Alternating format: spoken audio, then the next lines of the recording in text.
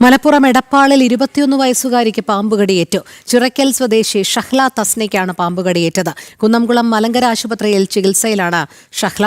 ശിവദാസ് കന്മനം ചേരുന്നു. ശിവദാസ്, വലിയ ആശങ്കക്കിടയാക്കുന്ന ഒരു സാഹചര്യം തന്നെയാണ് സംസ്ഥാനത്ത് ചൂട് കൂടിയത് മുതൽ കാണപ്പെടുന്നത്. ഈ വിഷപ്പാമ്പുകളുടെ സാന്നിധ്യം ദിനം പ്രതി ഓരോരുത്തരെയും വിഷപ്പാമ്പുകൾ കടിക്കുന്ന ഒരു സാഹചര്യത്തിലേക്കാണ് എത്തി നിൽക്കുന്നത്. ഇപ്പോൾ ഏറ്റവും ഒടുവിലായി വരുന്ന വിവരങ്ങൾ എങ്ങനെയാണ് മലപ്പുറത്തു നിന്നും?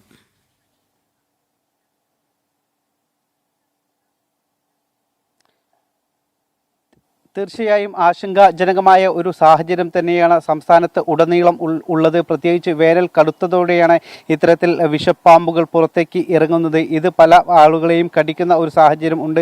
മലപ്പുറത്ത് ഇന്ന് രാവിലെയാണ് ഇത്തരത്തിൽ ഒരു സംഭവം ഉണ്ടായിരിക്കുന്നത്. എടപ്പാളിൽ 21 വയസ്സുകാരിയായ പെൺകുട്ടിക്കാണ് പാമ്പ് കടിയേറ്റത്. ഇന്ന് രാവിലെ ഏകദേശം 9:30 സംഭവം. വീടിന് പുറകുവശത്ത് അലക്കാനുള്ള ശ്രമത്തിലായിരുന്നു ഈ പെൺകുട്ടി.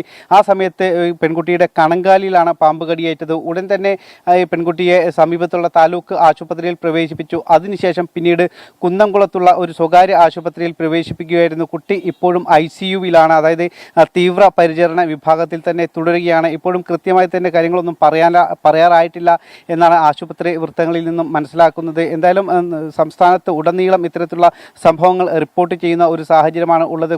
പലപ്പോഴും ആശുപത്രികളിലൊന്നും തന്നെ കൃത്യമായി ഇത് പരിഹരിക്കുന്നതിന് വേണ്ടിയിട്ടുള്ള സംവിധാനം പോലും ഇല്ലാത്ത ഒരു പരാതികളടക്കം ഉയരുന്നുണ്ട്. ആന്റിവെനം അടക്കമുള്ളവ പല ആശുപത്രികളിലും ഇല്ലാത്ത സാഹചര്യം നിലനിൽക്കുന്നുണ്ട്. ഇതും വലിയൊരു ആശങ്കയ്ക്ക് ഇടയാക്കിയിട്ടുണ്ട്. ഇന്ന് മലപ്പുറത്തുണ്ടായ സംഭവം ഇന്ന് രാവിലെയാണ് ഈ ഒരു പെൺകുട്ടിക്ക് 21 വയസ്സുകാരിയായ പെൺകുട്ടിക്ക് പാമ്പ് കടിയേറ്റത്.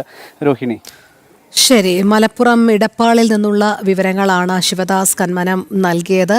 ദിനം പ്രതി ഒന്നിലധികം ആളുകൾക്ക് വിഷപ്പാമ്പിന്റെ കടിയേൽക്കുന്ന ഒരു സാഹചര്യമാണ് സംസ്ഥാനത്തുള്ളത്. കൊടും ചൂട് നിലനിൽക്കുകയാണ്. വിഷപ്പാമ്പിന്മേലുള്ള ജാഗ്രത വേണം എന്ന് അധികൃതർ എപ്പോഴും പറയുന്നുണ്ട്. പക്ഷേ ചൂടും വിഷപ്പാമ്പിന്റെ ശല്യവും അങ്ങനെ സംസ്ഥാനത്തെ ജനങ്ങൾ പൊറുതിമുട്ടുന്ന ഒരു സാഹചര്യം തന്നെയാണ്.